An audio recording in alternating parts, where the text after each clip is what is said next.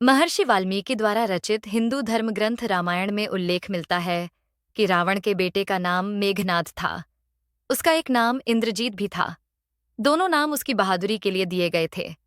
दरअसल मेघनाद इंद्र पर जीत हासिल करने के बाद इंद्रजीत कहलाया, और मेघनाद का मेघनाद नाम मेघों की आड़ में युद्ध करने के कारण पड़ा।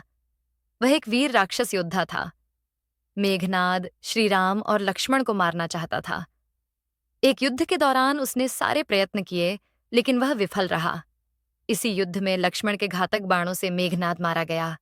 लक्ष्मण जी ने मेघनाद का सिर उसके शरीर से अलग कर दिया। उसका सिर श्रीराम के आगे रखा गया। उसे वानर और रीछ देखने लगे। तब श्रीराम ने कहा, इसके सिर को संभाल कर रखो। दरअसल श्रीराम मेघनाद की मृत्यु की सूचना मेघनाद की पत्नी सुलोचना को देना चाहते थे। उन्होंने मेघनाद की एक भुजा को बाण के द्वारा मेघनाद के महल में पहुंचा दिया। वह भुजा जब मेघनाद की पत्नी सुलोचना ने देखी तो उसे विश्वास नहीं हुआ कि उसके पति की मृत्यु हो चुकी है।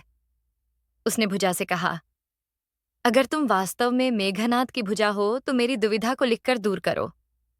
सुलोचना का इतना कहते ही भुजा हरकत करने लगी। तब एक सेविका ने उस भुजा को खड़िया लाकर हाथ में रख दी। उस कटे हुए हाथ ने आंगन में लक्ष्मण जी के प्रशंसा के शब्द लिख दिए।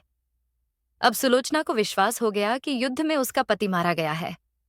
सुलोचना इस समाचार को सुनकर रोने लगी। फिर वह रथ में बैठकर रावण से मिलने चल पड़ी। रावण को सुलोचना ने मेघनाद का कटा हुआ हाथ दिखाया और अपने पति का सिर मांगा। सुलोचना रावण से बोली कि अब मैं एक पल भी जीवित नहीं रहना चाहती।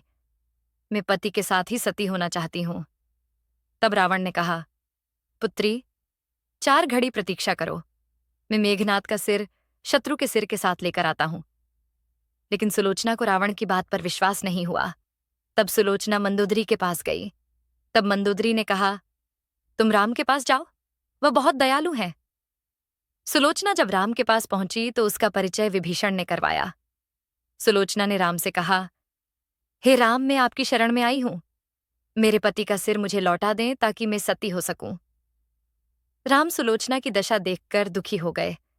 उन्होंने कहा कि मैं तुम्हारे पति को अभी जीवित कर देता हूं।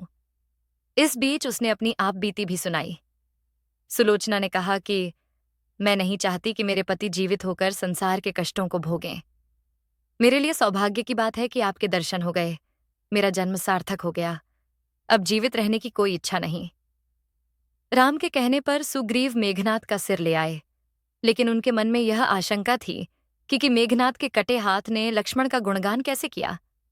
सुग्रीव से रहा नहीं गया और उन्होंने कहा, मैं सुलोचना की बात को तभी सच मानूंगा जब यह नरमुंड हंसेगा। सुलोचना के सतीत्व की यह बहुत बड़ी परीक्षा थी। उसने कटे हुए सिर से कहा, हे स्वामी, जल्दी हंसिए, वरना आपके हाथ ने जो लिखा है उसे ये सब सत्य नहीं मानेंगे। इतना सुनते ही मेघनाद का कटा सिर जोर जोर से हंसने लगा। इस तरह सुलोचना अपने पति की कटा हुए सिर लेकर चली गईं।